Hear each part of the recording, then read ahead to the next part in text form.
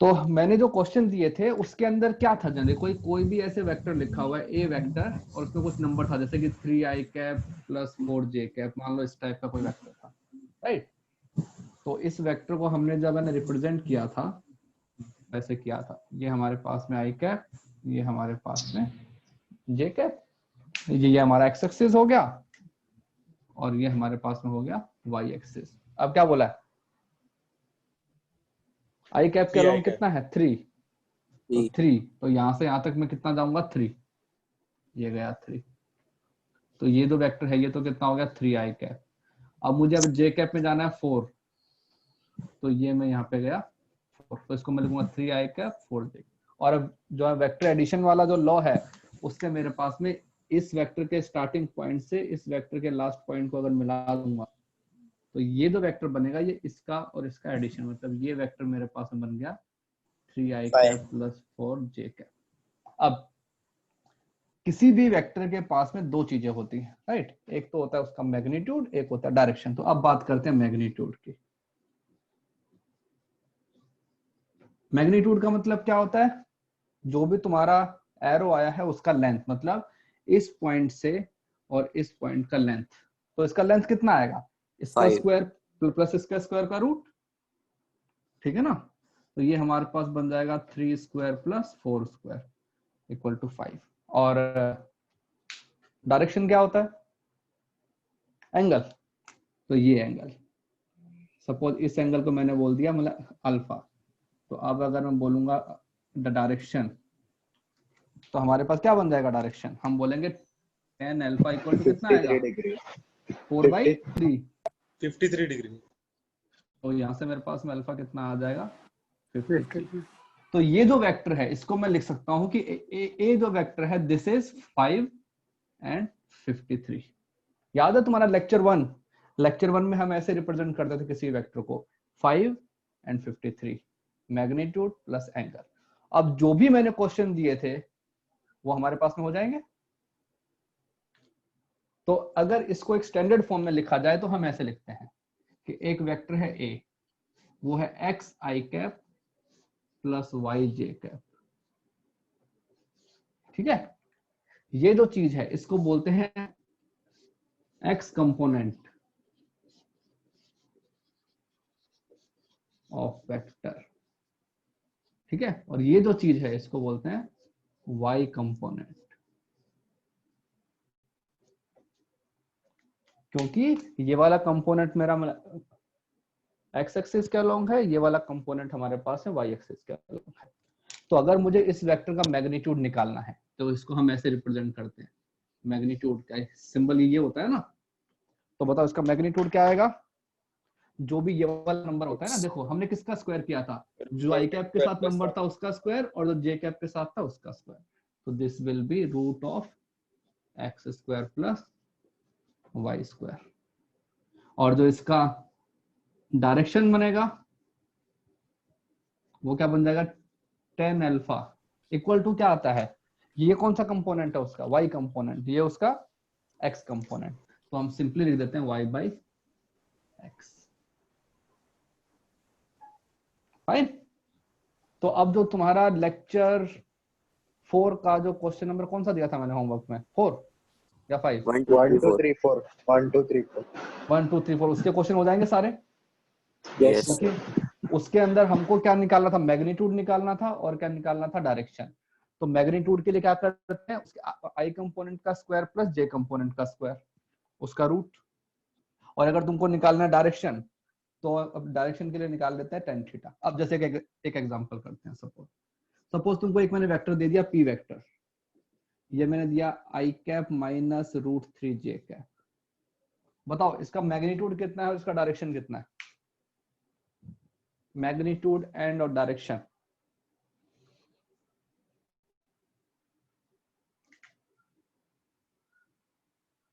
हाँ भाई बताओ बताओ।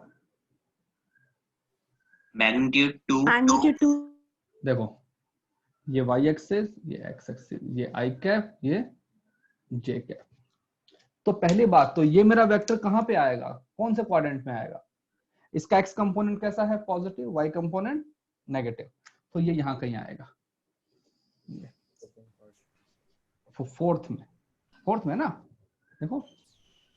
और यहाँ से यहाँ का हाइट कितना बन गया, √3, और यहाँ से यहाँ का हाइट, ये जो लेंथ है, दिस इज 1, ठीक है। अब बताओ इसका कितना बन जाएगा, इसका स्क्वायर प्लस इसका स्क्वायर ना, तो मेरे पास क्या बन जाए, तो मैग्नीट्यूड, तो इसको मैं लिखूंगा 1 का स्क्वायर प्लस, यहाँ पे किसका स्क्वायर लिखूंगा, -3, माइनस अपने √3 का स्क्वायर, या नो सर, √3 का सर, √3 का स्क्वायर। क्यों? क्योंकि यहाँ पे आता है magnitude, and magnitude of A vector is always positive. तो ये तो बन गया 2, तो ये जो लेंथ है ये तो मेरे पास में कितनी आ गई है, 2, ठीक है। हाँ चलो मुझे होस्ट बना दो फिर, और वो हटा दो, मीटिंग का वो हटा दो, लॉक। ओके, अब इसका एंगल बताओ। इसके एंगल के लिए मैंने इसको ये पर थीटा लिख दिया बस एक बार के लिए, ठीक है।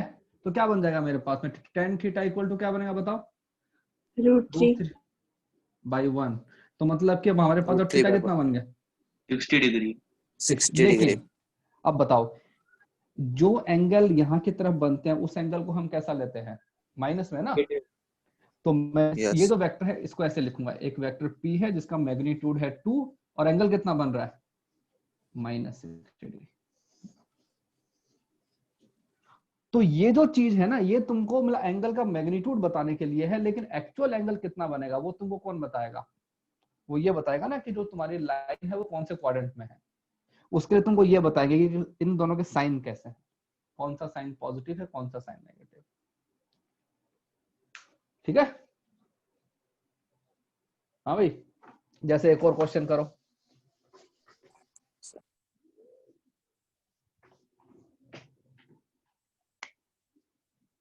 एक वेक्टर दिया हुआ है तुमको, वेक्टर R 3i कैप नहीं -3i cap + 4j cap.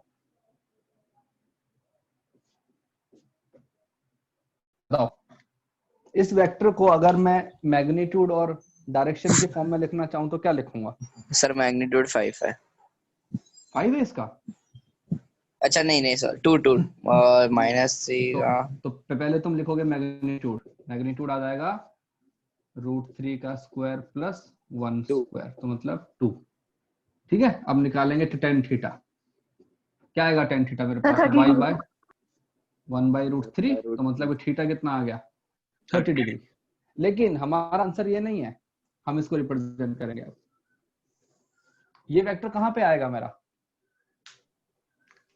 Sir? आई कैप वाला जो है वो वेस्ट के ओर आएगा, ये यहाँ की तरफ, ये तो हो गया आई कंपोनेंट, तो ये तो हो गया √3, और ऊपर कितना जाना है, 1। तो ये जो एंगल आया ना मेरे पास 30 डिग्री का। अब अगर मैं इसको को उसके फॉर्म में लिखना चाहूं कि मेरे पास जो R वेक्टर है, तो मैं कैसे लिखूंगा, इसका मैग्नीट्यूड कितना, 2, इसका एंगल कितना, -30, ये वाला एंगल आएगा ना, ये कितना है 150 डिग्री। तो ये हमारा एक्चुअल अपना रिप्रेजेंटेशन है। अगर सर जे कैप का जो यूनिट है अगर वो नेगेटिव है तो फिर एंगल जो है वो माइनस में। हाँ, तो फिर अगर मान लो यही चीज अगर यहाँ पे आती तो मैं यहाँ से एंगल बता देता ना, ये वाला माइनस बता देते फिर हम एंगल, या फिर तुम ऊपर से बता दो 180 + 30 कर दो, एक ही बात है, उससे फर्क नहीं पड़ता। ओके सर, ठीक है। तो अगर एक वेक्टर हमें कंपोनेंट की फॉर्म में दिया हुआ है तो उस वेक्टर का एडिशन कर लेंगे हम, राइट, और उस वेक्टर को फिर रिप्रेजेंट कर देंगे अपने ग्राफ के अंदर, उस वेक्टर का मैग्नीट्यूड बता देंगे और उस वेक्टर का डायरेक्शन बता देंगे, राइट। हाँ भाई, कोई डाउट अभी तक? Yes sir. चलो लिखो ये। सर करंट वेक्टर क्वांटिटी है कि स्केलर क्वांटिटी? स्केलर।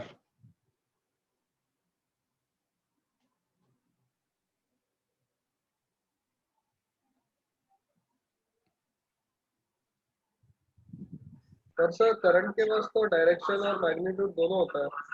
नहीं ना, डायरेक्शन नहीं होता करंट के पास में, क्या बोलते हो? मतलब ये ईस्ट वेस्ट नॉर्थ साउथ क्या बोलते हो डायरेक्शन को? नहीं ऐसा नहीं होता। नहीं नहीं, उसका होता है कि जहां तुम्हारा वायर है, राइट, तो तुम्हारा वायर जहां जहां जाएगा वो वहीं तुम्हारा करंट चला जाएगा, ठीक है। डायरेक्शन नहीं होती वो उसको बोलते हैं पाथ, ओके ठीक है। तो there is a difference between path and तुम्हारा ये क्या बोलते हैं डायरेक्शन, इन दोनों में अंतर है। ओके। सर हाँ हम जब भी सॉल्व करके जो एंगल मिलेगा वो एक्स एक्सिस से जुड़ा हुआ ही होगा ना, मतलब हाँ, वो अभी हमेशा जो एक्स एक्सिस के साथ होगा ना, देखो क्योंकि तुमने क्या लिखा है, हाँ y बाई एक्स लिखा है ना, ये y है, ये तुम्हारे पास में x है, तो y बाई एक्स लिखोगे तो ये वाला एंगल आ रहा है ना, ये वाला। और अगर तुमको इतना दिमाग नहीं लगाना है कोई बात नहीं, तुम मत करो यार, तुम सीधा अपना ट्रायंगल बनाओ और इस वाले ट्रायंगल में निकालो, साइन थीटा निकाल लो, कॉस थीटा निकाल लो, tan थीटा निकाल लो, कोई बात नहीं भाई। अगर तुम्हारे पास में ये वाला ट्रायंगल बन गया, ठीक है, और तुमको पता है कि ये साइड है 2, ये साइड है तुम्हारे पास में √3 और ये साइड है 1, तो और अब तुमसे कोई पूछे कि ये वाला एंगल कितना हुआ, निकाल दोगे ना ये वाला एंगल, तुम पहले इसको निकाल लोगे, चाहे साइन थीटा लगाओ चाहे कॉस थीटा लगाओ, कुछ भी लगाओ, क्या फर्क पड़ता है।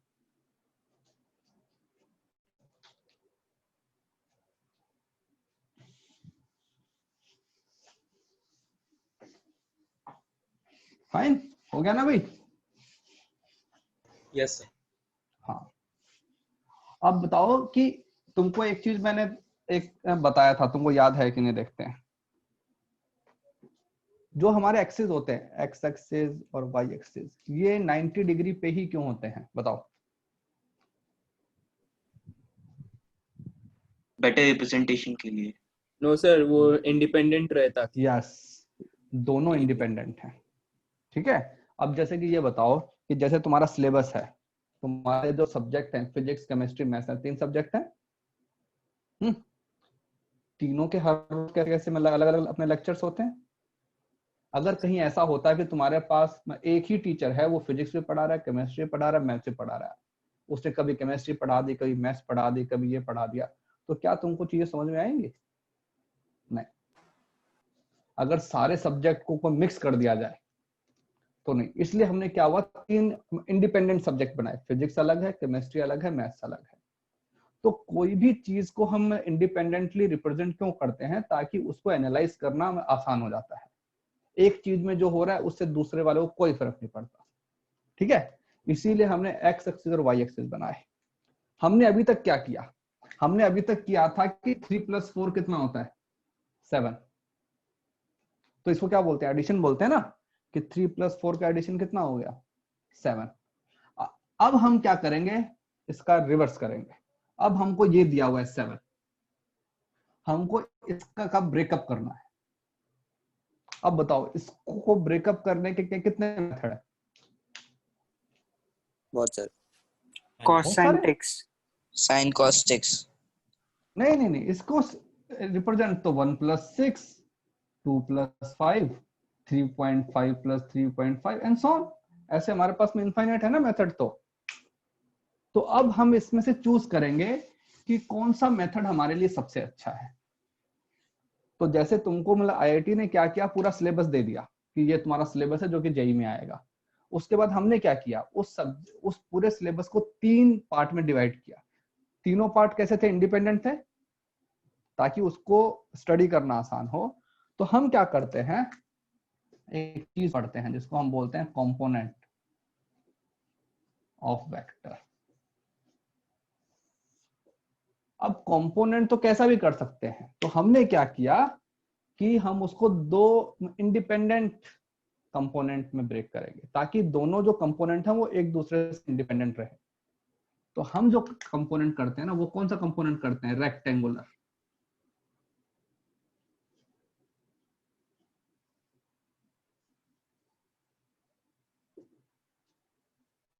रेक्टेंगुलर कंपोनेंट का मतलब क्या हुआ? एक कंपोनेंट ये हो गया, एक कंपोनेंट ये हो गया, इनके बीच में एंगल कितना हुआ? 90। तो कह सकते हो ना, ये हमारे पास में एक्स एक्सिस हो गया, ये हमारे पास में वाई एक्सिस हो गया। तो जब भी कंपोनेंट करते हैं किसी वेक्टर के, तो 2 ऐसे अब डायरेक्शन में करते हैं जो कि ना म्यूचुअली कैसे हो, परपेंडिकुलर, ठीक है। अभी थोड़ी देर पहले हमने क्या किया था, एक वेक्टर मेरे पास में ये था 3i कैप, एक वेक्टर मेरे पास में ये था 4j कैप। अगर मैं इन दोनों का एडिशन करता हूं तो मेरे पास में क्या आता है, हमारे पास में आया था ये वेक्टर आया था ना ये, तो मैंने इन दोनों वेक्टर से इसको बना दिया था। अब मैं क्या करूंगा, इसका उल्टा करूंगा, मैं इस वेक्टर से ये वाला और ये वाला बनाऊंगा, मतलब एक वेक्टर को दो इंडिपेंडेंट कंपोनेंट में ब्रेक करेंगे। ठीक है, तो कैसे करेंगे देखते हैं, सब कुछ हमको रिवर्स करना है। तो यहां पे आता है, सपोज ये हमारे पास में एक अपने एक्सेस, ये आई कैप, ये जे कैप, कोई भी एक वेक्टर को उठा के हम शिफ्ट कर सकते हैं, पैरेलल शिफ्ट। सपोज ये हमारे पास में एक वेक्टर है, ये वेक्टर है ए, ये है इसका मैग्नीट्यूड ए, ठीक है, और सपोज ये एंगल हमको थीटा दिया हुआ है। भाई कोई भी वेक्टर को रिप्रेजेंट कैसे करते हैं, हम ऐसे करते हैं ना, कोई भी वेक्टर ए है तो हम क्या बोलते हैं इसको, ए एंड थीटा, ये इसका मैग्नीट्यूड हो गया और ये इसका पॉजिटिव एक्स एक्सिस के साथ में एंगल हो गया। अब मुझे इस वेक्टर से दो वेक्टर बनाने हैं जो कि म्यूचुअली इंडिपेंडेंट है। तो देखो ऐसे बना सकता हूं, ये एंगल 90 डिग्री हो गया, तो क्या हम इसको ऐसा लिख सकते हैं कि एक वेक्टर ये है और एक वेक्टर ये है, इसको और इसको ऐड करूंगा तो ऊपर वाला आ जाएगा। हाँ भाई, यस सर, देखो ना, यस सर। इसको और इसको ऐड किया तो मेरे पास में क्या आ गया, ऊपर वाला वेक्टर आ गया अपने वेक्टर एडिशन से। अब देखते हैं, किसी भी वेक्टर के पास में क्या होता है, एक होता है मैग्नीट्यूड और एक क्या होता है डायरेक्शन। ठीक है, मैग्नीट्यूड का मतलब क्या होता है, लेंथ ऑफ द वेक्टर। तो पहले मुझे निकालनी है लेंथ, कौन सी लेंथ, यहां से और यहां तक का लेंथ निकालना है। सपोज इसको मैं बोल दिया x और इसको मैंने बोल दिया y। बताओ ये जो डायरेक्शन है, इस डायरेक्शन के अलोंग वो कितना, यूनिट वेक्टर कितना है, ये वाली के अलोंग जे कैप, जे कैप। तो अगर मुझे किसी भी वेक्टर को बनाना है तो मुझे एक तो मैग्नीट्यूड चाहिए और एक चाहिए यूनिट वेक्टर। तो ये जो y है, y तो मेरे पास बन गया मैग्नीट्यूड, ठीक है, और ये मैंने लगा दिया इसके साथ में जे कैप। तो अब क्या बन गया, वेक्टर बन गया। वैसे ही ये है x है, इसके साथ में अगर मैं आई कैप लगा दूंगा तो ये क्या बन गया, वेक्टर बन गया ना। अब मैं इसको ऐसे लगा दूंगा x, क्योंकि अब मैंने यहाँ पे आई कैप और जे कैप लगा दिया। तो मैं लिख सकता हूँ ना कि ए वेक्टर जो है वो x आई कैप प्लस y, यह है जे कैप है। देखो इसका और इसका एडिशन ये होएगा। अब हमको एक्स वाई की वैल्यू चाहिए, तो हमने क्या हुआ कि अपने ने ट्राइंगल बनाया, ये वाला ट्राइंगल, ये एंगल थीटा, ये साइड ए, ये साइड वाई, ये साइड एक्स। बताओ कॉस थीटा क्या होगा ट्राइंगल में, इस ट्राइंगल में X upon A. X upon A. तो हम लिखते हैं कि cos theta equal to x by A. तो x की वैल्यू क्या बन जाएगी, a cos theta. cos theta. वैसे ही sin थीटा क्या बन जाएगा, Sorry, वो y by A, y y a by sin by theta. a। तो वो y की वैल्यू क्या बन जाएगी, a। साइन, ठीक है, तो ये जो वेक्टर है इसको मैं लिख सकता हूं ना, a वेक्टर इज, x की वैल्यू क्या है, a cos theta I cap plus a sin theta j। ये हमने कंपोनेंट फॉर्म में लिख दिया। ax इसका मतलब होता है x component of vector a, वो क्या है, a cos थीटा। ay मतलब कि y कंपोनेंट ऑफ a कितना है, a sin थीटा। ठीक है, तो हमको याद कैसे रखना है, याद रखने के लिए हम बोलेंगे कि जैसे ये लाइन है, इसका यहां कंपोनेंट क्या आएगा, जिस लाइन के साथ में एंगल बन रहा होता है वहां तो क्या आता है cos, और जिस लाइन के साथ में एंगल अगर नहीं बना होता है वहां पे क्या आता है sin। याद रखने के तरीके, ठीक है। हाँ भाई, कोई doubt? No sir. No sir. No sir. हाँ चलो लिखो, फिर अपन इसके क्वेश्चन करेंगे।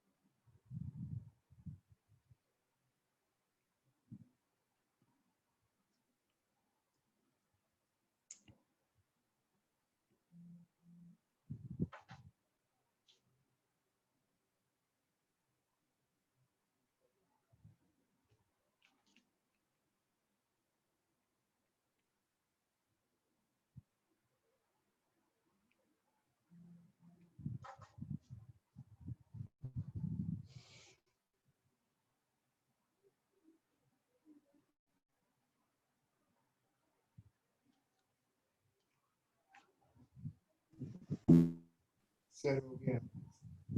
हो गया? यस सर हो गया।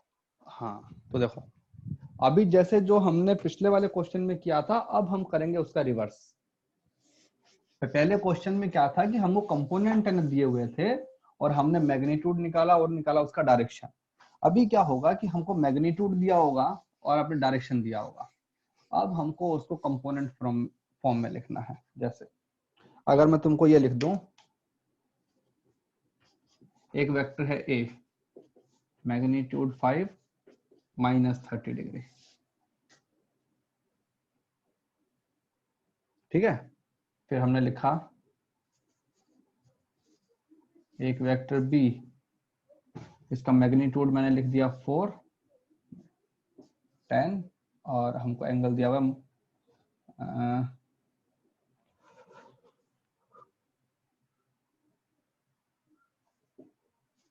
53 डिग्री। अब बोला है कि इनको कंपोनेंट फॉर्म में लिख लो, तो बताओ कंपोनेंट फॉर्म में कैसे लिखोगे? सर पहले डायग्राम बनाया तो इसका। तो देखो ये हमने किया, ये अपना हो गया जे कैप, ये आई कैप। ये हमारा वेक्टर कहाँ बनेगा, कौन से क्वाड्रेंट में? फोर्थ। -30 है ना। तो ये लो, तो हमारा जो वेक्टर है वो तो ये बन गया। इसका मैग्नीट्यूड कितना है 5 और इसका एंगल कितना बन रहा है 30, है ना भाई। जो माइनस साइन किसको रिप्रेजेंट कर रहा है कि एंगल हमारा कहाँ की तरफ बनना चाहिए, नीचे की तरफ बनना चाहिए ना, ठीक है। अब देखो, अब इसे कंपोनेंट निकाल, tan 31/√3। देखो इसका कंपोनेंट यहाँ क्या आएगा, अभी क्या बताया थोड़ी देर पहले, जिस लाइन के अलोंग कंपोनेंट निकालना हो, Cos जिस theta। लाइन के साथ में एंगल बन रहा होता है वहां पे क्या आता है कॉस। तो क्या बन जाएगा 5 cos theta। cos 30 और इधर क्या बन जाएगा 5 sin 5 30। sin। यहाँ पे मेरे पास में क्या आएगा आई कैप, यहाँ मेरे पास में क्या आएगा -j कैप ना, नीचे की तरफ है। तो मैं इस वेक्टर को कैसे लिखूंगा कि ए वेक्टर इज इक्वल टू, बताओ cos 30 कितना होता है √3/2। 1/√3। 3/2। 1/√3। तो 5√3/2 आई कैप, ठीक है। और sin 30 कितना होता है हाफ, लेकिन ये कहाँ की तरफ है माइनस j कैप में, तो -5/2 j कैप। ये हमने इसको कंपोनेंट फॉर्म में लिख दिया। वैसे ही अगर मुझे इसको लिखना हुआ तो आपने जो कंपोनेंट लिखा है उसका लिखते current क्या हुआ ये क्या हो रहा है? डिस्टर्बेंस क्यों आ रहा है भाई?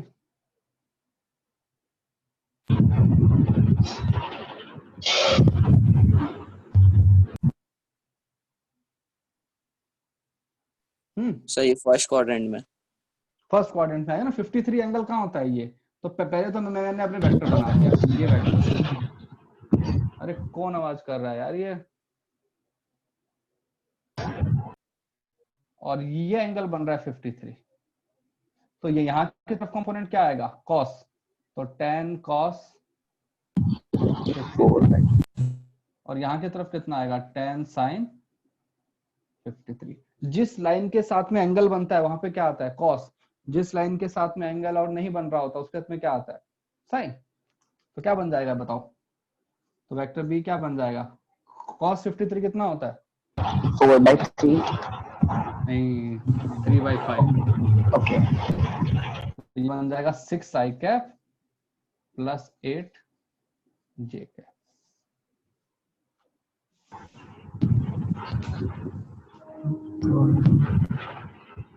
Okay, let me take a screenshot of it. यार ये डिस्टरबेंस कौन कर रहा है? मैं जिसको बोलना हो वो अपने आप को अनम्यूट करे बस, ठीक है?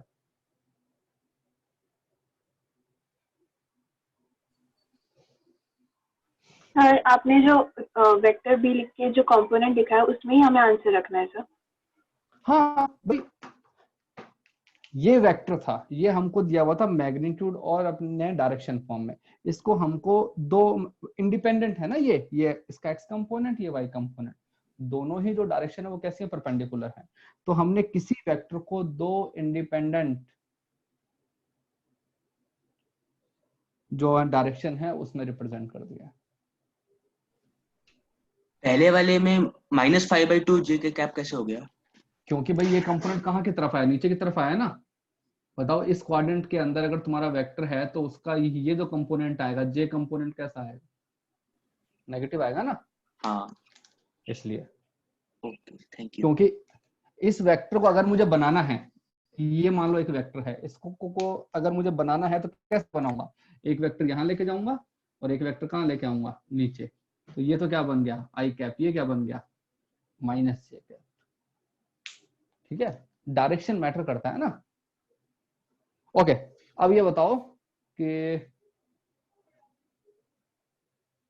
ट्रिग्नोमेट्री कितना हो गया? सर स्टार्ट ही नहीं किया। स्टार्ट नहीं हुआ है। तो cos a plus B, cos pi minus theta, ये सब कुछ पता है? नहीं। नहीं सर। हाँ चलो, हाँ, कोई बात नहीं। ये जो मेथड है हमको इसी से करना है। जब तुमको आगे वाले थोड़े फॉर्मूले पता लग जाएंगे तो हमको ये अब डायग्राम बनाने की जरूरत ही नहीं पड़ेगी। जो भी एंगल है ना, हम उस एंगल को डाल देंगे सीधा। ठीक है, तो अपना जनरलाइज फॉर्मूला है। एक वेक्टर है ए, उसको मैंने लिखा हुआ है ए एंड थीटा। तो मैं इसको लिख सकता हूँ, A vector is A cos theta I cap plus A sin theta J cap. ये देखो ना, इधर भी हम ऐसे कर रहे हैं ना। तो ये हमारा जनरलाइज फॉर्मूला है। तो बुकलेट है सबके पास में अभी? हाँ भाई, बुकलेट है? Yes yes sir. 2 minute sir. हाँ, एक बार बुकलेट निकालो, उसमें से क्वेश्चन बताता हूँ मैं।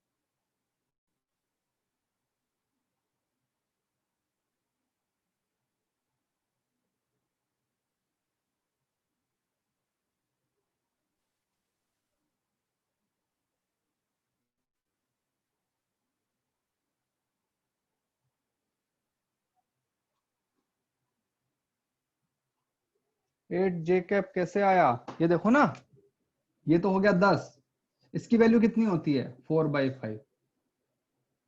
साइन 53 जो होता है वो 4/5 होता है ना, तो ये कितना बन जाएगा? 8। हाँ, इसका ये निकालो 6, ये तो है ना क्वेश्चन नंबर 6। 6 यस महाराज निकाल। Medical, you don't have booklet. ठीक है, तो मैं तुमको क्वेश्चन लिख देता हूँ। तुमको क्या करना है कि सब चीजों को आई कैप जे कैप की फॉर्म में लिखना है। क्वेश्चन में लिख रहा हूँ, ठीक है? तो पहला क्वेश्चन है तुम्हारे पास में। सर वो पाई वाले क्वेश्चन कैसे करें? हाँ, पाई वो का पाई मतलब क्या होता है? पाई का मतलब क्या होता है? 180 डिग्री। पाई का मतलब होता है 180 डिग्री। ठीक है सर, हो गया। ठीक है ना, तो अपने डिग्री में कन्वर्ट कर लेंगे। तीसरा 3 2π/3, ठीक है, e √3 -60 डिग्री। चलो बताओ, ये जो 4 वेक्टर हैं इनको कंपोनेंट फॉर्म में लिखना है। कंपोनेंट फॉर्म में यहाँ पे लिख के बताओ मुझे सारा, और हो सके तो इसको मैं रिप्रेजेंट भी कर दो। हाँ, रिप्रेजेंट करना भी आसान है ना।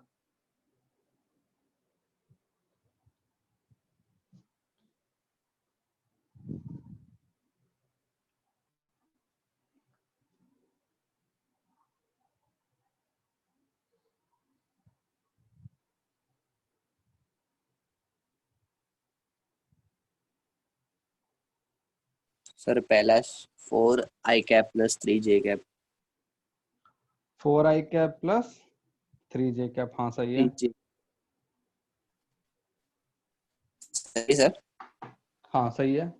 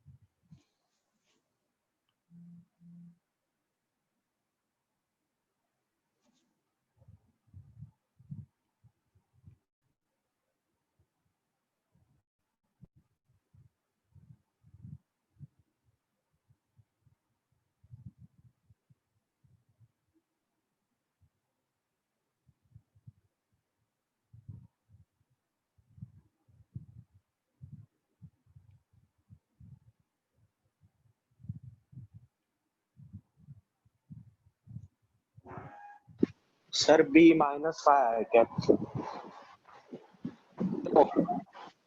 यहाँ पे हम क्या लिखेंगे? ये है ए, इसका लिखोगे ए वेक्टर इज, इसका मैग्नीट्यूड कितना है? 5, तो 5 एंगल कितना है? cos 37 आई कैप प्लस 5 sin 37 जे कैप। ठीक है, तो क्या बन जाएगा? ये कितना होता है? 4/5 ना, तो 4i cap plus 3j cap. ये हमारे पास, अगर इसको भी रिप्रेजेंट करना है तो हम ऐसे कर देंगे, x एक्सिस y एक्सिस, और ये वेक्टर बन गया, इसका मैग्नीट्यूड 5, ये एंगल 37, ठीक ना। तो ये देखो, ये से कंपोनेंट आ गए दो, तो यहाँ से यहाँ तक जो साइड आएगी ये 4 आएगी, ये जो साइड है ये 3 आएगी। फाइन। पाई हेलो इसका, हाँ बोलो। सर, इसके लिए हमको sin 37 की वैल्यू चाहिए रहती ना? कहाँ पे? हाँ, तो sin 37 की वैल्यू क्या है? 3/5। Okay cos 37 is 4/5। ठीक है। हाँ, अब इसमें आओ। पाई का मतलब क्या होता है? एक ऐसा वेक्टर है जिसको मुझे कहाँ बनाना है, यहाँ पर। ठीक है, इसको बोलते हैं ना पाई। यहाँ पर एक वेक्टर यहाँ बनाना है, उसका मैग्नीट्यूड कितना है? 5। तो बताओ उसका आई कंपोनेंट कितना आएगा? आई कंपोनेंट 5, तो -5 आई कैप। कंपोनेंट कितना है उसका? 0, क्योंकि ऊपर तो है ही नहीं कुछ, तो बस इसको इतना ही छोड़ देते हैं। Okay sir. ठीक है। फिर ये 2π/3, इसका मतलब कितना हुआ? कितना एंगल हुआ 2π/3 का मतलब? 120 डिग्री, राइट। तो हमको एक वेक्टर बनाना, मैग्नीट्यूड कितना दिया था मैंने? 3 ना। ओके, तो Yes. एक वेक्टर बनाना है ये एंगल कितना है? 120। तो ये एंगल कितना बनेगा?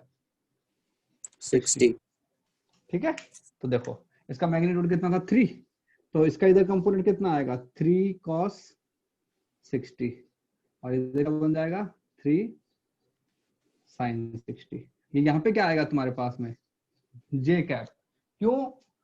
क्योंकि तुम ऊपर की तरफ जा रहे हो ना, पॉजिटिव डायरेक्शन। यहाँ की तरफ क्या आएगा? -i कैप, क्योंकि तुम यहाँ की तरफ जा रहे हो ना, लेफ्ट में जा रहे हो। तो हमारा जो वेक्टर है वो क्या बन जाएगा? ये कितना होता है? cos 60 हाफ होता है ना, तो -3/2 i कैप प्लस ये कितना होता है? 3√3/2 j कैप। तो ये हमारे पास में बन गया वेक्टर, जो भी अपना रिक्वायर्ड वेक्टर है ना। सपोज हमने इसको ये बोल दिया p वेक्टर।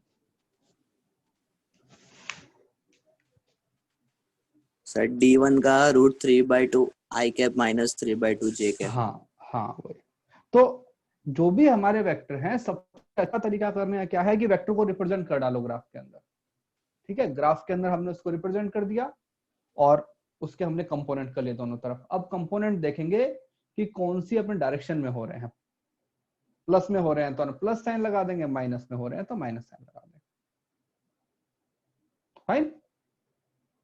हाँ भाई। Yes yes. तो ये सब कुछ हम आराम से कर सकते हैं। फाइन, इतना हो जाएगा ना? Yes sir. 180 डिग्री का मतलब क्या होता है? यहां से मैं यहाँ की तरफ आ गया, ये इसको बोलते हैं ना 180 डिग्री। और यहाँ मुझे सर वेक्टर बनाना है -180 देंगे तो पूरा 360 करना पड़ेगा। हाँ, क्या बोल रहे हो?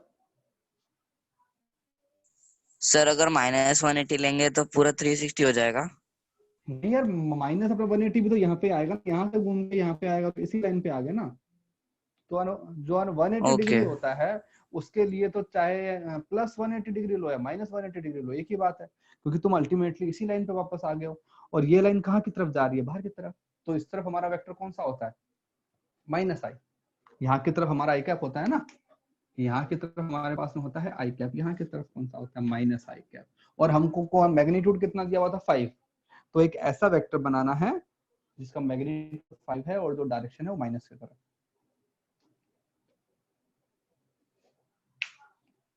हाँ भाई, हो गया क्लियर?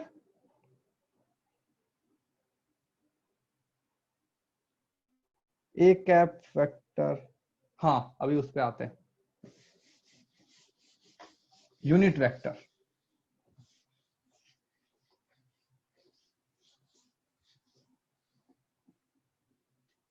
हमने एक चीज देखी थी,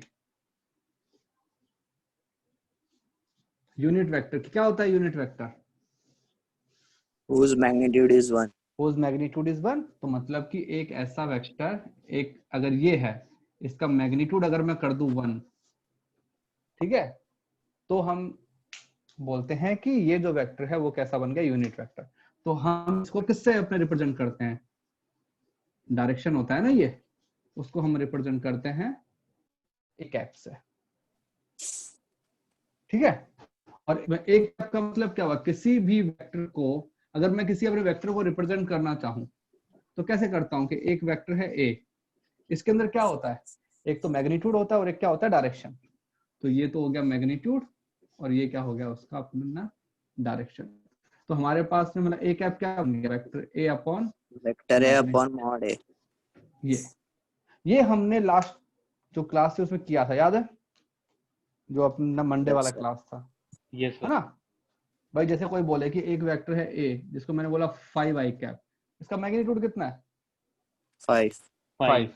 तो अगर मैं यहाँ पे इसका वो निकालना चाहूँ अपना डायरेक्शन, तो कैसे निकालूंगा, 5 आई कैप तो वेक्टर हो गया अपॉन इसका मैग्नीट्यूड 5 से 5 गया तो आई कैप, मतलब इसका जो डायरेक्शन है वो कहाँ की तरफ आ गया, आई कैप में। आई कैप। अब देखते हैं अगर वेक्टर के अंदर दो कंपोनेंट हो, जैसे एक वेक्टर है ए जिसको मैंने बोल दिया 3 I cap plus 4 J cap, find unit vector of vector along vector A. तो बताओ कैसे करोगे। यूनिट वेक्टर क्या बताता है, डायरेक्शन, तो हम लिखेंगे ए कैप, क्या होता है A cap, vector A upon magnitude of vector A. तो वेक्टर ए कितना है 3 I cap plus 4 J cap. अब बताओ इसका मैग्नीट्यूड कितना है इस वेक्टर का 7। पागल है क्या, 5 है सर। अबे थोड़ी देर पहले तो बताया था 53 डिग्री। हाँ तो 9 प्लस 16 तो कितना आ गया 5, तो 5 ठीक है ना। तो ए कैप क्या बन गया 3/5 I cap plus 4/5 J cap, ये बन गया, ये है direction. This is as good as 53 degree. तुम चाहे 53 डिग्री लिखो चाहे तुम ये वाली टर्म लिखो, एक ही बात है, ठीक है। बताओ इसका मैग्नीट्यूड कितना आएगा 1 आएगा ना। तो ये एक ऐसा वेक्टर है जिसका मैग्नीट्यूड 1 है। फाइन। सर आपका वीडियो लैग हो रहा है। सर एक्चुअली इंटरनेट कनेक्टिविटी की वजह से क्या मैं लॉग आउट लॉग इन हुआ, तो सर आप वापस एक्सप्लेन करोगे यूनिट वेक्टर कौन सा, देखो इतना हमने किया हुआ था ना लास्ट क्लास में, ये किया था यूनिट वेक्टर क्या होता है। यस यूनिट वेक्टर हमको पता है क्या होता है, एक ऐसा वेक्टर जिसका मैग्नीट्यूड 1 होता है, राइट। हाँ भाई होता है ना। Yes sir. Yes sir. तो हमने कोई भी वेक्टर को रिप्रेजेंट कैसे करते हैं, ये वेक्टर है ए, ये होता है उसका मैग्नीट्यूड और ये होता है उसका डायरेक्शन। जैसे कि मैंने ये किया एग्जांपल 5 तो क्या बन गया उसका मैग्नीट्यूड, और जो आई कैप है वो क्या बन गया है डायरेक्शन। तो अगर मुझे इसको निकालना है A cap means direction of vector A, तो मैं कैसे निकालूंगा, इस वेक्टर को इसके मैग्नीट्यूड से डिवाइड कर दूंगा, ठीक है। यस तो देखो जैसे कि अगर मैं 5 आई कैप को 5 से अपने डिवाइड कर दूंगा तो मेरे पास क्या बचेगा, आई कैप बचेगा ना। तो आई कैप क्या है, यूनिट वेक्टर। और यूनिट वेक्टर ही सिग्निफाइज करता है कि इस वेक्टर का डायरेक्शन कौन सी लाइन के अलोंग है। तो हमने एग्जांपल लिया, तो ये तो हमारा 1D वाले हैं, 1 डायमेंशन है ना, आई कैप तो आसान है। हमने क्या एग्जांपल लिया 2 डायमेंशन वाला, जिसके अंदर आई कैप भी है और जे कैप भी है। तो ये एक मैंने वेक्टर दिया 3 I cap plus 4 J cap, और पूछा कि find unit vector along vector A, मतलब जिस डायरेक्शन में मेरा ये जा रहा है, ये वेक्टर जा रहा है ना, इस डायरेक्शन के अलोंग जो है ना यूनिट वेक्टर कितना है। तो मैंने क्या किया, तो मैंने पहले क्या लिखा, वेक्टर लिखा 3 I cap plus 4 J cap, और फिर मैंने इसका मैग्नीट्यूड निकाला। इसका मैग्नीट्यूड अभी हमने हाफ एन आवर पहले देखा था कैसे निकालना होता है। कैसे करते हैं, इसका स्क्वायर प्लस इसके स्क्वायर का रूट 5 आया, तो मैंने उस 5 से डिवाइड कर दिया। तो this is the unit vector. Yes sir. ठीक है। अब देखो, अब इसके अंदर इंटरेस्टिंग चीज, अगर मैं तुमसे इसी क्वेश्चन का एक्सटेंशन पूछूं कि find a vector,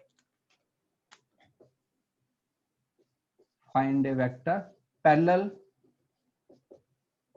to vector A and whose magnitude is 100। तो बताओ क्या होगा वो वेक्टर। इसने क्या बोला है, हमको एक ऐसा वेक्टर फाइंड आउट करना है जो कि है किसके पैरेलल है, ए। अगर दो वेक्टर पैरेलल होते हैं इसका मतलब क्या होता है, उनके बीच में एंगल 0 डिग्री। मतलब दोनों वेक्टर का जो डायरेक्शन है वो कैसा है, सेम। सेम। ठीक है ना, डायरेक्शन सेम है मतलब कि उन दोनों का जो है यूनिट वेक्टर कैसा है, सेम। सेम। हम लिखेंगे कि वो वेक्टर, सपोज मैंने बोल दिया बी, ठीक है। अब किसी भी वेक्टर के पास क्या होता है, एक तो मैग्नीट्यूड होता है और एक क्या होता है, डायरेक्शन। मैग्नीट्यूड मुझे दिया हुआ है कितना, 100, तो ये मैंने लिख दिया 100। और अब मुझे क्या चाहिए, डायरेक्शन। डायरेक्शन क्या होता है, यूनिट वेक्टर, ये है ना यूनिट वेक्टर। यस ये लगा दिया unit vector, 3/5 i cap plus 4/5 j cap. तो कितना हो जाएगा, 60 i cap plus 80 j cap. तो ये वेक्टर और ये वेक्टर कैसे हैं, parallel.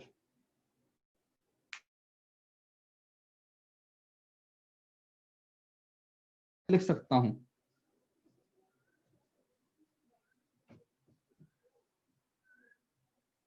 A vector is some constant time B vector. इसका मतलब होता है A vector is parallel to B vector. क्यों, क्योंकि के तो बस एक नंबर है, तो नंबर क्या कर रहा है, मैग्नीट्यूड को छोटा या बड़ा कर रहा है ना, बस उसको उससे कोई मतलब थोड़ी ना डायरेक्शन से। तो डायरेक्शन जो है वो ऐसे होती है, ठीक है। हाँ भाई, कुछ डाउट बताओ, एनी डाउट। सर अगर इसमें के कैप भी रहा तो सेम ही रहेगा ना, प्लस के कैप करने का।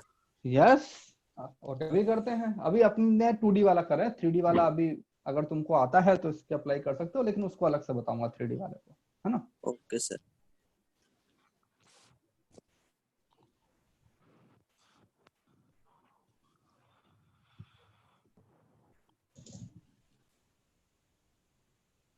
हाँ भाई, हो गया, राइट डाउन कर लिया। Yes sir. Yes sir. हाँ, अब मुझे बताओ कि तुमने 10th क्लास के अंदर एक फॉर्मूला पढ़ा होगा, साइन फॉर्मूला, साइन रूल क्या होता है ज्योमेट्री में, पढ़ा था साइन रूल।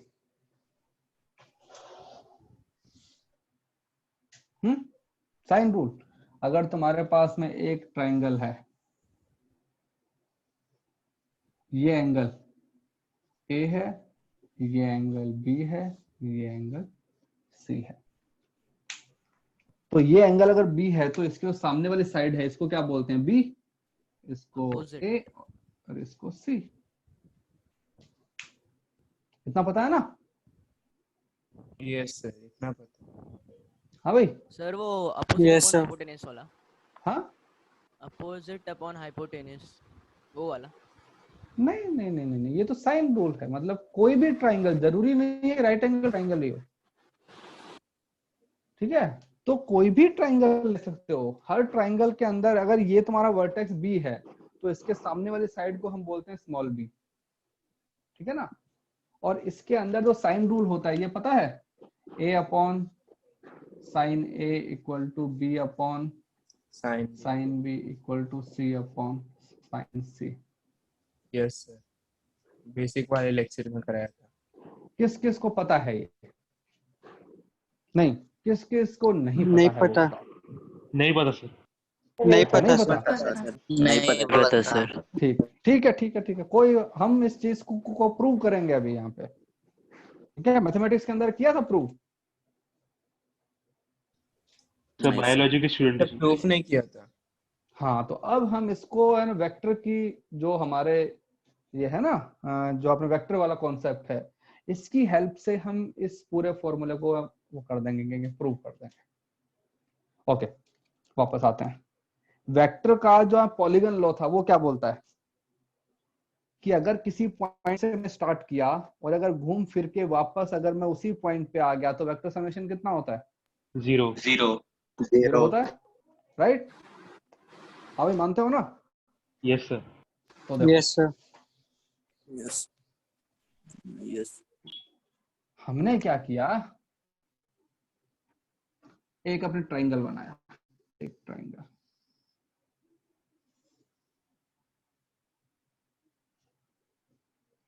ठीक है। इसको अब मैंने इसको अपने इस फॉर्म में कर दिया, वेक्टर फॉर्म में कर दिया।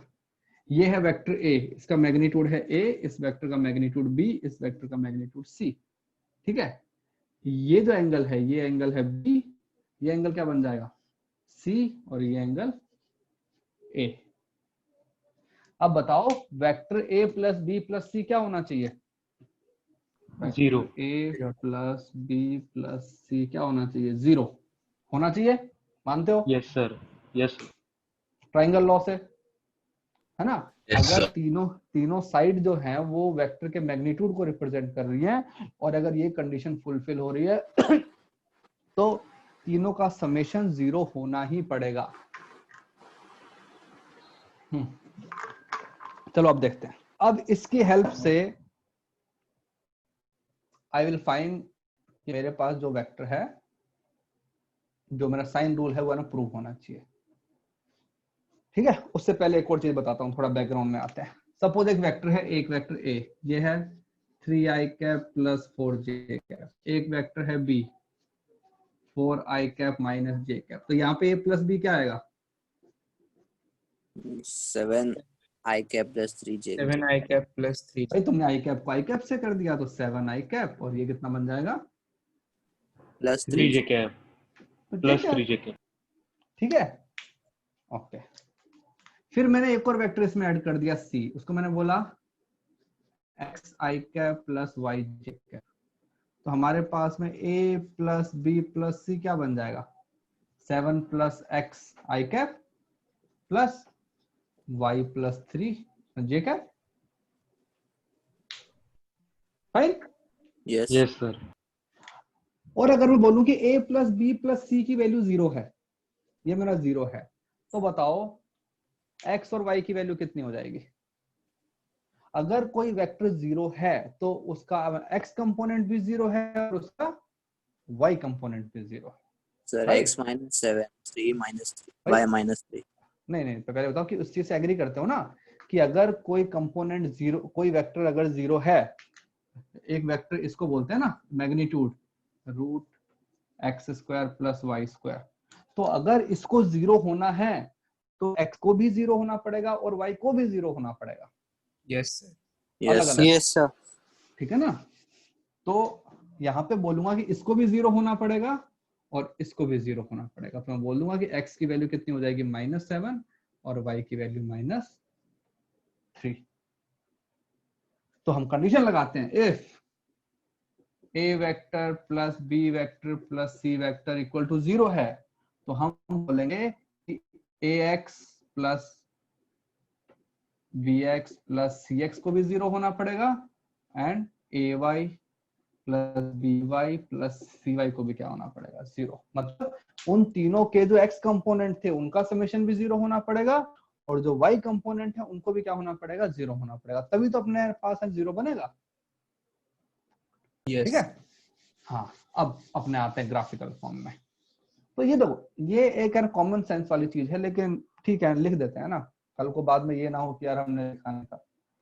अब बनाते हैं डायग्राम।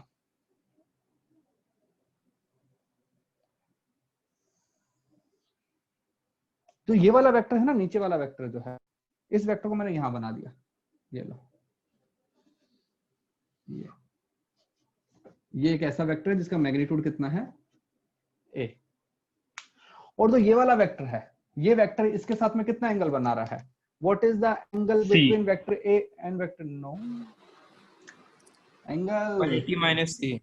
ये 180 यहाँ का minus एंगल, यहाँ का एंगल है ना। क्यों? सबसे पहले हम क्या करते हैं? इंटरसेक्शन पॉइंट निकालते हैं और उसके बाद में निकालते हैं उनका जहां से डाइवर्ज हो रहे हैं वो। तो देखो इस वेक्टर के साथ मुझे कितना एंगल बनाना है बताओ? Pi minus 180 minus C. तो ये लो, ये मैंने बना दिया। ये है मेरा वेक्टर बी। इस वेक्टर को मैंने पूरे वेक्टर को यहाँ पे शिफ्ट कर दिया, पैरेलली कर सकता हूं ना। ये वेक्टर कैसे पैरेलल है और इनका मैग्नीट्यूड भी सेम है, तो कैसे बन गए, इक्वल वेक्टर बन गए ना।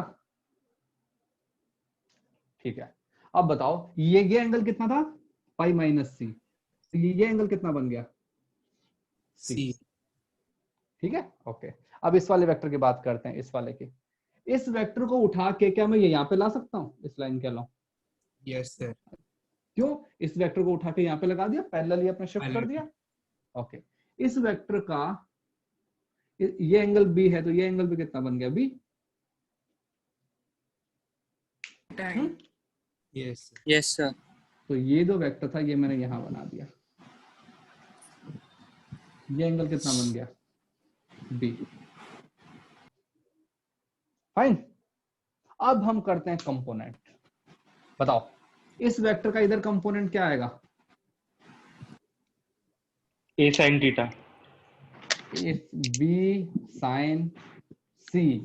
अरे भाई देखो, जिस लाइन के साथ में एंगल बनता है इस वेक्टर का, इस लाइन के साथ तो एंगल बन रहा है, तो क्या आएगा, बी कॉस सी ना। एंगल कितना बन रहा है, सी। और इस लाइन के साथ में एंगल नहीं बन रहा है, तो यहाँ पे क्या आएगा, साइन।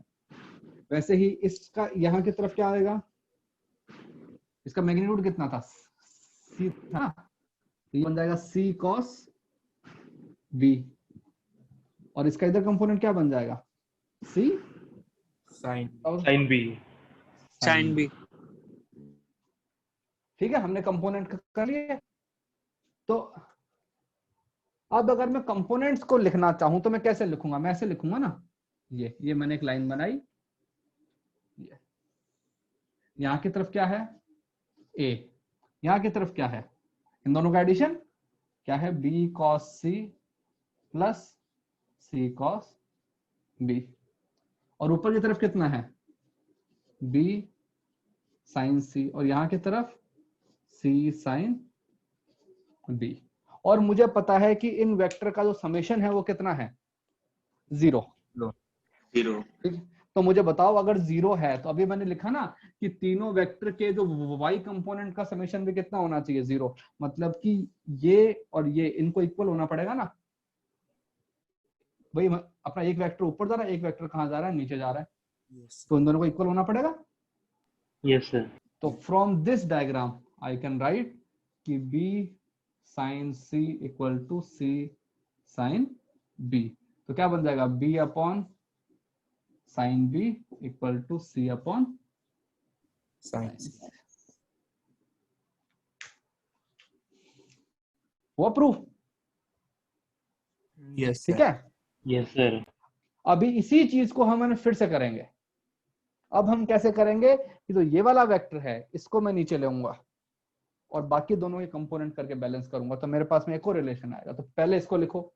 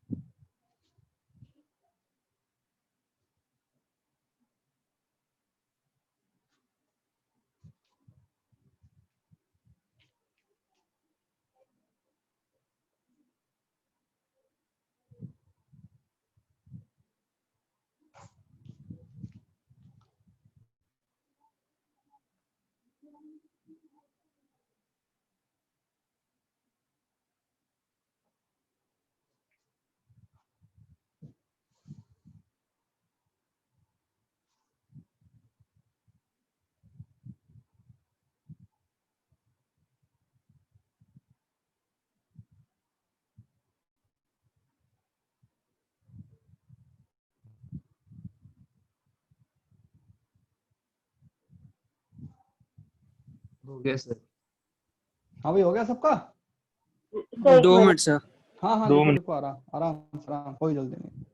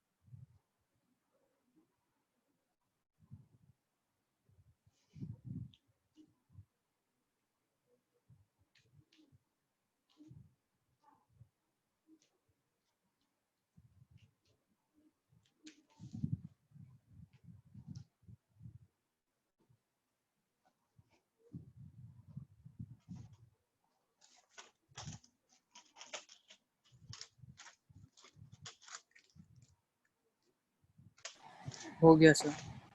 हो गया? यस चलो। सर। तो देखो यहाँ पे हमने कौन सा वेक्टर लिया था, ए। अब हम क्या करेंगे, इसके अलावा मतलब कि जो और कोई वेक्टर है वहां, हम उसको लेंगे। अब तो हमने उसी चीज को फिर से बनाया, ठीक है। अब सपोज मैंने इस वाले वेक्टर को ले लिया, बी को ले लिया यहाँ पे, ये मैंने ले लिया बी वेक्टर, ठीक है, ये वेक्टर बी। अब बताओ बी वेक्टर और जो सी वेक्टर है उसके बीच में एंगल कितना है? 180 माइनस ए। हाँ 180 माइनस ए। तो ये लो, बी वेक्टर के साथ में मैंने एक अपना वेक्टर बना दिया, इसको मैंने बोल दिया सी, ठीक है। और इसका एंगल कितना बन रहा है? ये एंगल बन रहा है 180 माइनस ए। तो यहाँ का एंगल कितना बनेगा? ए। ए। ओके, फिर से आते हैं बी वेक्टर के साथ में कौन सा वेक्टर, ए वेक्टर कितना एंगल बना रहा है? What is the angle between vector A and vector B? 180 minus C. 180 minus C. तो ये लो, ये हो मेरे पास में वेक्टर ए, और इसका एंगल कितना बन रहा है? ये वाला 180 माइनस ए, नहीं सी। तो यहाँ का एंगल कितना बन जाएगा? सी। सी।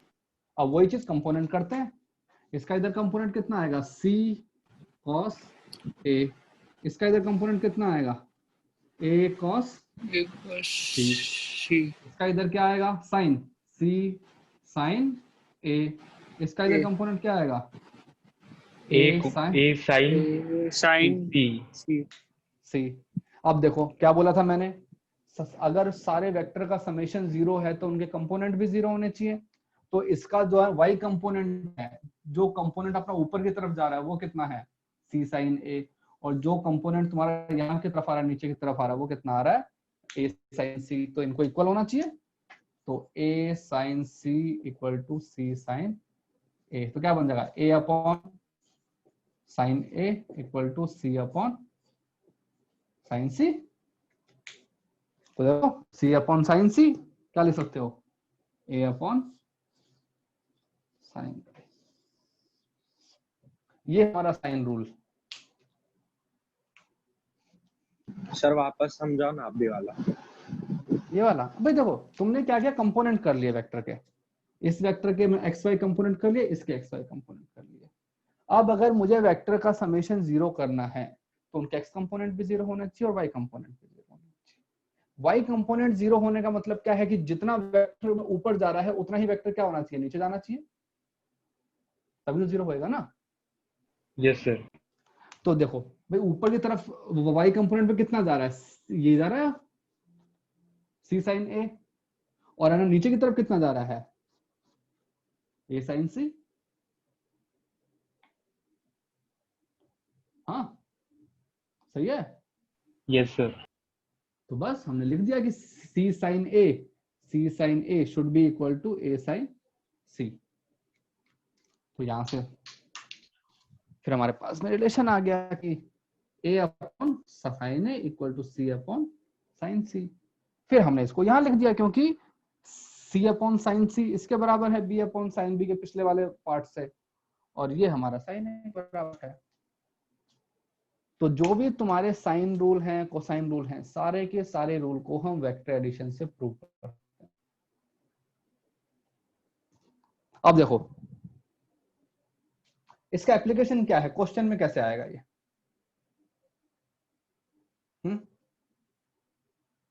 हाँ भाई, क्वेश्चन क्वेश्चन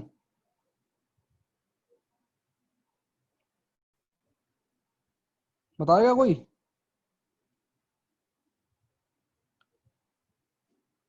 जैसे कि तुम्हारा एक वो है सर, एक डाउट है। हाँ सर, आपने a sin c को c sin a से इक्वेट कैसे किया? भाई ये क्या है, वाई कंपोनेंट है ना, ये वाला वाई कंपोनेंट है ऊपर की तरफ जा रहा है ना आपने, और ये कहाँ की तरफ जा रहा है, वाई कंपोनेंट। तो अगर किसी वेक्टर का समेशन 0 है तो जो उसके वाई कंपोनेंट का समेशन भी 0 होना चाहिए। हाँ। तो मैंने इनको 0 कर दिया, और कोई भी चीज है 0 कैसे बनती है, जितना ऊपर है उतना ही वो नीचे है। मतलब भाई अपने ऊपर का नंबर और जो अपने नीचे वाला जो नंबर है वो सेम होना चाहिए ना नंबर। हाँ। ऊपर का नंबर ये है और नीचे का नंबर ये है। अच्छा, हाँ, थैंक यू। अब देखो इसके ऊपर क्वेश्चन कैसे आता है वो देखते हैं। जैसे तुम्हारा जो लेक्चर 3 है ना, उसका ट्यूटोरियल का क्वेश्चन नंबर 6 निकालो एक बार। लेक्चर 3 ट्यूटोरियल 2 का question number 6।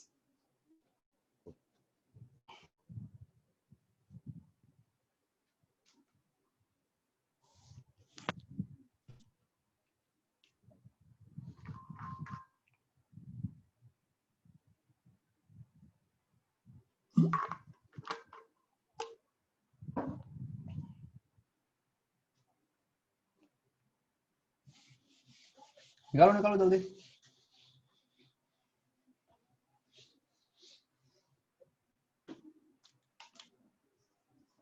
Lecture 3 tutorial 2 question 6। Yes sir, निकाल लिया। हाँ, उसमें कुछ अपने दिख रहा है, क्या बोल रहा है? There are 3 vectors P, Q and R acting on a plane, angle between दिया हुआ है, ठीक है। और बोला हुआ है कि फॉर इक्विलिब्रियम, इक्विलिब्रियम का मतलब होता है कि सारे के सारे फोर्सेस का समेशन कितना है, 0, ठीक है। तो हमको वेक्टर में ऐसे दिए हुए हैं, देखो ये हमारे पास में एक्सिस, मान लो एक यहाँ पे लग रहा है, ये है P, ठीक है। और जो Q है उसका एंगल कितना बन रहा है, 150, 150, ये Q, इसका एंगल कितना बन रहा है, 150, और Q और R के बीच में 120, तो ये यहाँ पे बन गया, ये है R वेक्टर। ये एंगल कितना बन गया, 120, और ये एंगल कितना बन गया, 90। सर, इक्विलिब्रियम का मतलब क्या हुआ? हाँ, इक्विलिब्रियम का मतलब होता है कि सारे फोर्सेस का समेशन 0 है, ठीक है। तो ये 3 फोर्स हैं, इनका समेशन 0 है। अब बताओ, अब हमको निकालना है कि what is the ratio of P Q R. कैसे करेंगे? क्या हमने जो किया है उसके हेल्प से कर सकते हैं हम? Yes sir. बताओ। तो पहले तो इसका ट्रायंगल बनाते हैं, ठीक है। अब देखो ये साइड है, जो ये तो यहाँ वाली साइड है, या फिर तो इसको अरेंज करते हैं। देखो ये एक साइड है, इसको मैंने यहाँ पे रख दिया, ये क्या है मेरे पास में, P। ये जो वेक्टर है मेरा P, इसको मैं यहां से उठा के यहां रख दूं ऊपर, इसको मैंने यहां से उठाकर यहां रख दिया,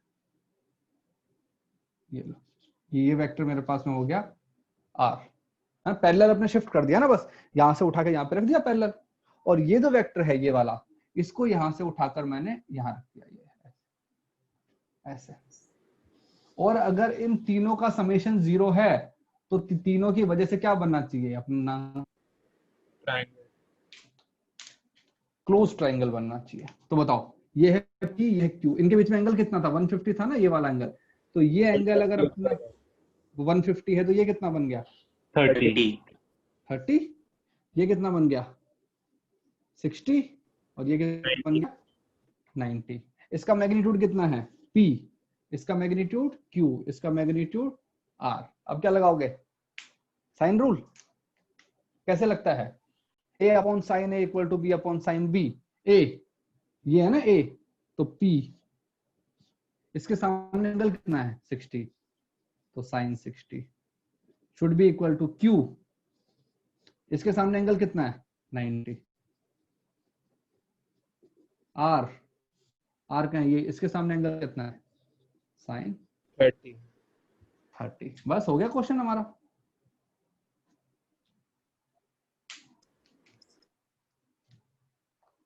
लेक्चर देखो, अभी तो अपने फिजिक्स वाला तो खत्म कर देंगे 5 मिनट में, इसके बाद में तुम्हारा केमिस्ट्री का होगा और मैथ्स का होगा, तो कितना बच जाएगा 8 o'clock तो हो जाएगा। ठीक है, तो इसके बाद तो हो जाएगा ना, इसके बाद तो रेशो निकालना है बस। हाँ भाई, यस सर, हो जाएगा इसका। हाँ तो देखो, अगर तुमको रेशो निकालना होता तुम कंपोनेंट करते, ये करते, जीरो करते, पता नहीं क्या क्या करते, लेकिन हमने जो साइन रूल एक बार पढ़ लिया था, हम साइन रूल को डायरेक्टली अप्लाई कर सकते हैं। फाइन। हाँ भाई बताओ, आज जो हमने किया उसमें कुछ डाउट है? कल हम क्या करेंगे, वेक्टर एडिशन के और क्वेश्चन करेंगे सिर्फ कंपोनेंट की हेल्प से, ठीक है ना। तो लेक्चर 4 और लेक्चर 3 के अंदर थोड़े बहुत क्वेश्चन को अपने ट्राई करना, ठीक है क्या? जितने क्वेश्चन तुमसे हो पाए उतने क्वेश्चन करो, और जो 3D वाली चीज है ना, के कैप वाली चीज है, वो हम करेंगे कल। के कैप वाला कल करके, और कल हम लेक्चर 3 और लेक्चर 4 को पूरा खत्म कर देंगे। जो थोड़ा बहुत बचा हुआ है वो हम खत्म कर देंगे। फाइन। सर होमवर्क क्या है? होमवर्क ये है कि लेक्चर 3 और लेक्चर